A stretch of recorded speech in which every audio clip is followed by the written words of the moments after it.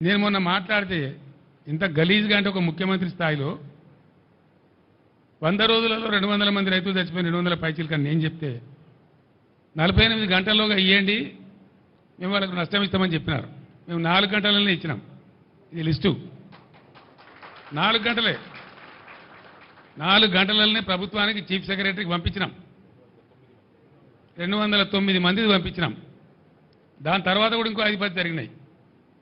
ఇప్పటికీ ఉలుకు లేదు, పలుకు లేదు, ఏం లేదు. నేను డిమాండ్ చేస్తా ఉన్నా, మీ అసమర్థత వాళ్ళు చచ్చిపోయారు కాబట్టి వాళ్ళకు తలా 25 లక్షలు వెంటనే నష్టపరిహారం చెల్లించాలి. ఆ ప్రభుత్వాలను, ఆ కుటుంబాలను పరామర్శించాలి. నేను మళ్ళా డిమాండ్ చేస్తా ఉన్నా. లేకపోతే మాత్రం మీకు ఆ ఉసురు, ఆ పాపం తలుగుతుంది. మేము మాత్రం మిమ్మల్ని వదిలిపెట్టమని మనవి చేస్తా ఉన్నా. రెండవది, పెట్టిన పెట్టుబడి పోయింది, వస్తుందనుకున్న పంట పోయింది. వాళ్ళు ఇలా ఆత్మహత్య చేసుకుంటామని మాట్లాడుతూ ఉన్నారు. నేను వద్దని వాళ్ళకి దండం పెట్టి చెప్పినాను. వాళ్ళకు ఖచ్చితంగా ఎకరానికి 25,000 ఇవ్వాలి. నష్టం జరిగింది, ఎట్లా జరిగింది? పంటలు ఎండిన మాట వాస్తవం, నష్టం జరిగిన మాట వాస్తవం. ఇలా రైతాంగం కన్నీరు మున్నీరు అవుతున్న మాట వాస్తవం. 15-16 లక్షల ఎకరాలంటే చిన్న విషయం కాదు. ఇది న్యాచురల్ కలామిటీ కంటే కూడా పెద్దది. Bigger than any natural calamity. కాబట్టి ఈ సందర్భంలో ప్రభుత్వం కాకపోతే వాళ్ళని ఇవ్వలాదుకోవాలా? దానికోసం మేము డిమాండ్ చేస్తూ ఉన్నాం. మీరేదో తప్పించుకుంటాం అనుకుంటే మీ వీపులు విమానం మొత్తం మోగిస్తారు ప్రజలు, మిమ్మల్ని మాత్రం వదిలిపెట్టరు. మీ డ్రామాలు నడవాయని కూడా నేను మనవి చేస్తూ ఉన్నా. నేను కూడా 4 నెలల దాకా నా నోరు తెరవలే. మన సూర్యాపేటలో నేను చెప్పిన 4 మాసాల దాకా నేను తెరవలే. టైం ఇవ్వాలి కొత్త ప్రభుత్వానికని మాట్లాడలే. వాళ్ళు ఎన్ని పిచ్చి పిచ్చి ఆరోపణలు, ఎన్ని పిఆర్ స్టంట్లు, వాళ్ళకు తొత్తులుగా ఉన్నటువంటి కొంత మీడియా ఎవరైతే ఉన్నారో అన్ని అడ్డగోలు వార్తలు రాయించి ఏం చెప్పినా కూడా మేము మాట్లాడలే. గంభీరంగా ఉన్నాం, పరిస్థితిని గమనించుకుంటూ ఉన్నాం. ఇక తమాష ఏంటంటే ఆ ముఖ్యమంత్రి మాట్లాడతాడు. నేను సూర్యాపేట జిల్లాకు పోతే అక్కడ నీళ్ళు కాలువలు వదిలింది. తెల్లారే ఫోన్లు వచ్చినాయి, సార్ మీరు బస్సు వాపసు పోగానే మళ్ళీ నీళ్ళు కూడా వాపసు పోయినాయి అని చెప్పి. అక్కడ ఒక డ్రామా. సాగర్లో ఇప్పుడు కూడా డెడ్ స్టోరేజ్ మీద 14 టీఎంసీల నీళ్లు ఉన్నాయి, 7 టీఎంసీలు మీద ఉన్నాయి, 7 టీఎంసీలు కింద ఉన్నాయి. ఎందుకు వాడతలేరు? వాడు కేఆర్ఎంపీ ఎవడు మనకేమైనా వాడు బాసా? వాడు ఓన్లీ సమన్వయకర్త 2 రాష్ట్రాల మధ్య. వానికి మన మీద పెత్తనం ఎందుకుంటుంది అని చెప్తే ఎన్నో రోజుల నుంచి ఎండబెట్టి నాగార్జున సార్ లెఫ్ట్ కెనాల్లో నీళ్ళు వదులుతారు. నేను చెప్పితే నేను ఇటు వస్తున్నా, కరీంనగర్ వస్తున్నా అని ప్రకటిస్తే మొత్తం కూలిపోయిందని మాట్లాడినటువంటి కాళేశ్వరం పంపులు ఆన్ చేసి వరద కాలువలోకి నీళ్ళు వదులుతారు. వదులుడు కాదు, సిగ్గు లేకుండా ముఖ్యమంత్రి మాట్లాడతాడు. ఏం మాట్లాడతాడు? కేసీఆర్ గారు మాకు ముందే చెప్పచ్చు కదా నీళ్ళు వదలాలని. ముఖ్యమంత్రి నేనా మరి నువ్వా? ఇవాళ రాష్ట్రానికి ముఖ్యమంత్రి ఇవ్వాల. నీ ఇంజనీర్లు ఏం చేస్తాను, నీ కథ ఏం చేస్తాను, నీ డిపార్ట్మెంట్ ఏం చేస్తుంది, నీ ఇరిగేషన్ మినిస్టర్ ఏం చేస్తాడు, నువ్వేం చేస్తావు? ప్రభుత్వం నీది కదా, ప్రజలు నిన్ను కదా గెలిపించిండ్రు, ముందే చెప్పాలి కదా మాకుంటాడు. మన సూర్యాపేట నుంచి బయలుదేరి మొదలు పెడితే నేను ఎల్లి నుంచి మళ్ళీ ఇయ్యలటి వరకు 3 కాలువల నీళ్ళు వదిలేదు. ఇదేం కథ మరి? ఈ తెలుగు ముందెక్కడ పోయింది? ఎందుకు వదలలేదు? ఎందుకు 1000 ఎకరాల పంటలంటే కొట్టిండ్రు? నాగార్జున సాగర్ కాలువ కొద్ది రోజుల ముందిచ్చాడు, ఒక 20-25 రోజుల ముందిచ్చుంటే అనేక 1000 ఎకరాల పంట ఒక్క తడి కోసం ఎదురు చూసే పంట బతికేది.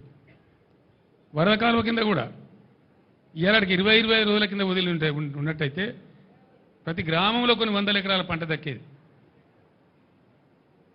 బాధ కలిగేది ఎక్కడ అంటే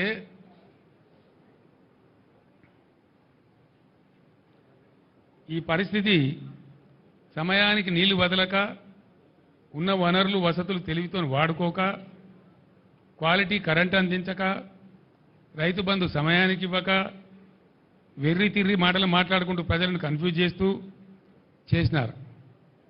ఇంకా బాధల్ని రైతులకు. ముఖ్యమంత్రి ఏం చెప్పిండు? ఉరుకుండ్రి జల్దీ. ఇక అర్రస్పాట వాడినట్టే, మంచి సమయం మించిన దొరకదన్నట్టు.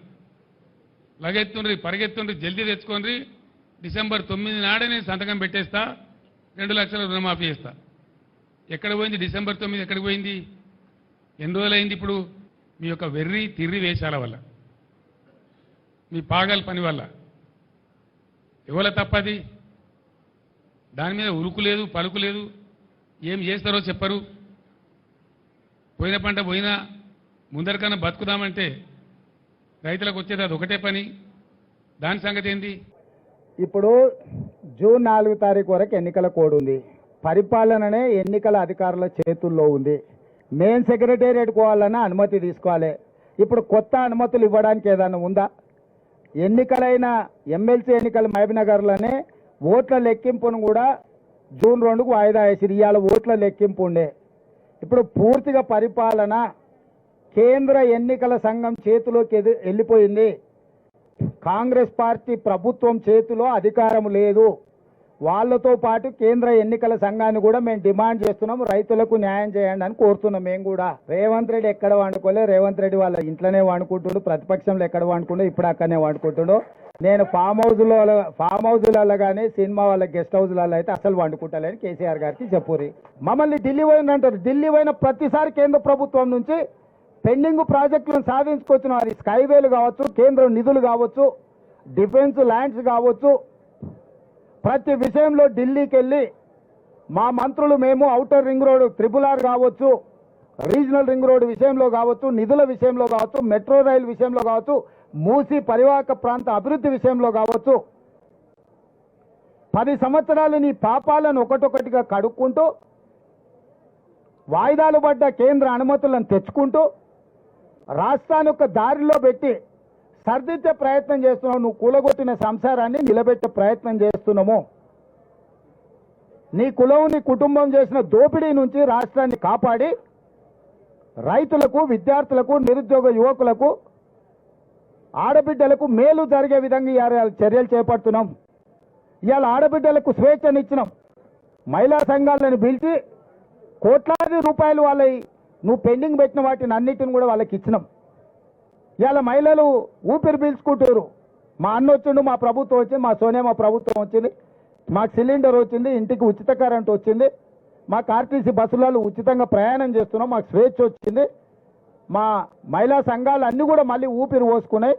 లక్షాధికారులు కాదు, ప్రతి మహిళా సంఘం కోటీశ్వరులను చేస్తామని ప్రభుత్వం ముందుకు వచ్చిందని వాళ్ళ కళ్ళల్లో సంతోషం ఉంది, ఆనందం ఉంది. అది చూసి నీ కళ్ళల్లో నిప్పులు పోసుకుంటున్నావు చంద్రశేఖరరావు. ఆడబిడ్డల్లో ఉన్న కళ్ళల్లో ఆనందాన్ని చూసి నీ కళ్ళల్లో నిప్పులు పోసుకున్నా, నీ కడుపులో మంటలు రేగినా ప్రజలు నీ పట్ల సానుభూతి చూపియరు. ఎందుకంటే నువ్వు అన్ని పాపాలు చేసినావు.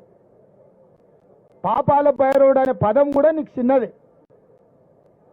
అందుకే పిల్లి శాపనార్థాలకు ఉట్టి తెగిపడదు. చంద్రశేఖరరావు పర్యటనను కాంగ్రెస్ పార్టీ కార్యకర్తలు 100 ఎలుకలు తిన్న పిల్లి తీర్థయాత్రలు పోయిందన్నట్టుగా చూస్తున్నారు. నీ దోపిడీని కప్పిపుచ్చుకోవడానికి ఈ ఎన్నికల్లో నీ ఎంపీ అభ్యర్థులు పారిపోతుంటే దాన్ని అధిగమించడానికి నీకు తెలిసిన తక్కుంటమార విద్యలన్నీ ప్రదర్శిస్తున్నావు. ఇవన్నీ కాలం చెల్లిపోయినాయి. చంద్రశేఖర్ అనేవాడు తెలంగాణ రాష్ట్రంలో రద్దయిపోయిన 1000 రూపాయల నోటు లాంటి వాడు. ఎవడన్నా జేబులో పెట్టుకుంటే జైలుకు పోతాడు. 1000 రూపాయల నోటు. ఇవాళ టీఆర్ఎస్ కూడా గట్లాంటిదే. రద్దయిపోయిన 1000 నోటు. బీఆర్ఎస్, టీఆర్ఎస్, కేసీఆర్, ఆ ప్రభుత్వం ఏందో దాని కాలం అయిపోయింది. ఏదేమైనా ఒక్కటి మాత్రం నేను అభినందించదలుచుకున్నా. ప్రతి వారం నువ్వు బయటికి వెళ్ళాలి, ప్రజలలో తిరగాలి, ప్రతిపక్ష నాయకుడిగా నీ బాధ్యత పోషించు. మా ప్రభుత్వం ప్రతిపక్షాలను గొంతు నొక్కాలని అనుకోదు. ప్రజా సమస్యలు మీరు మా దృష్టికి తీసుకొస్తే సహేతుకమైన వాటిని మా ప్రభుత్వం బేసిజాలకు పోకుండా పరిష్కరిస్తుంది. బుర్ర లేకుండా వితండవాదం చేస్తున్నాడు. హైదరాబాద్ నగరానికి తాగడానికి నీళ్లు లేవు, మీరు బోర్లు ట్యాంకర్లు అంటుండు. అసలు బుర్ర ఉందా కేసీఆర్కు? మిషన్ భగీరథ ద్వారా కృష్ణానది జలాలను ఇవ్వాల్సిన దానికంటే ఎక్కువ ఇస్తున్నాం. భూమిలో ఉన్న నీటి టేబుల్స్ పడిపోవడం వల్ల బోర్లు ఎండిపోయినాయి. అంతకుముందు నువ్వు కూడా మధ్యతరగతి మనం నల్లా నుంచి వచ్చే నీళ్లు వంటలకు కానీ మన ఇంట్లో తాగడానికి వాడుకునేది. మన ఇంటి అవసరాలు, అంట్లు తోముకోవడానికి, స్నానానికి, ఇతర అవసరాలకు మన ఇంట్లో ఉండే బోర్ నీళ్లు వాడుకునేది. ఇప్పుడు బోర్ ఎండిపోయింది కాబట్టి ఈ నీళ్లతో పాటు అదనంగా బోరుతో వాడుకునే నీళ్లను ట్యాంకర్లలో కొనుక్కుంటున్నాము. ఇవాళ మేము దాదాపుగా 1000 ట్యాంకర్లతోని ట్యాంకర్ బుక్ చేసిన 12 గంటల లోపలనే ప్రతి వాళ్ళకి నీళ్లు అందిస్తున్నాము. అభినందించాల్సి పోయింది. ట్యాంకర్లు వచ్చినాయి అంటున్నాడు. గ్రౌండ్ వాటర్ ఎప్పుడు పడిపోయింది? వర్షాకాలంలో వర్షాలు రాకపోవడం వల్ల ఇప్పుడు గ్రౌండ్ వాటర్ పడిపోయింది. నాగార్జున సాగర్లా, శ్రీశైలంలా అన్నిట్లల్లా డెడ్ స్టోరేజ్కి వెళ్ళిపోయినాయి. ఆ డెడ్ స్టోరేజ్ నుంచి మనము ఈరోజు నగరానికి తాగునీటి సమస్య తీవ్రతను దృష్టిలో పెట్టుకొని కొన్ని దగ్గరలలో కొంత కష్టమైన, రైతులకు కొంత నష్టమైన తాగునీరే మొదటి ప్రాధాన్యత.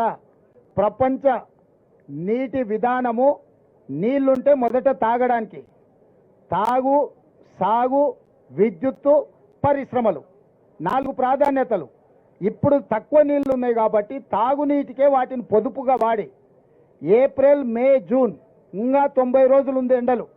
90 రోజుల కోసము పొదుపుగా చుక్క చుక్క, బొట్టు బొట్టు లెక్క కట్టి ప్రతి పేదవాడికి తాగునీటి సమస్య రాకుండా ఉండడానికి, అదేవిధంగా బోర్లు పడిపోయినాయి, ఎండిపోయినాయి కాబట్టి ట్యాంకర్ల ద్వారా ఇంటి అవసరాలకు కూడా నీళ్లు అందించి పూర్తిగా సమీక్షించుకుంటూ, పర్యవేక్షించుకుంటూ ప్రజలకు ఇబ్బంది జరగకుండా గ్రామాలలో ఉన్న బోర్లను కూడా కొత్తగా ఫ్లెషింగ్ చేసి వాటిని రిపేర్ చేస్తున్నాము. కొన్ని దగ్గరలో ఇప్పుడు వరి కోతలు అయిపోయినాయి, రైతులకు ఉన్న బోర్లు నీళ్లు ఉంటే ఆ బోర్లను కూడా తీసుకొని ఆ నీళ్లను కూడా ట్యాంకర్లలో ఊర్లలో ప్రజలకు సరఫరా చేయడానికి ప్రణాళిక సిద్ధం చేసినాము. చిన్న చిన్న చెరువుల మీద ఉన్న తాగునీటి వనరులను కూడా ఇప్పుడు పూర్తిగా రిపేర్లు చేసుకొని తాగనికే నీళ్లు అందిస్తున్నాము. ఇవన్నీ మేం చేస్తుంటే నువ్వు వ్యవసాయానికి నీళ్ళు ఇవ్వలే, ఎండిపోయినాయి. ఎండిపోయినాక ఎందుకు చెప్తున్నావు? మరి అది మొదలు పెట్టినప్పుడే చెప్పుండొచ్చు కదా, ఈ సలహా ఏదో. అంటే ఎండిపోయినాక, ఇల్లు కాలినాక ఆ మంటల కాడ చలి కాసుకుందామని చంద్రశేఖరరావు ఎదురు చూస్తున్నాడు.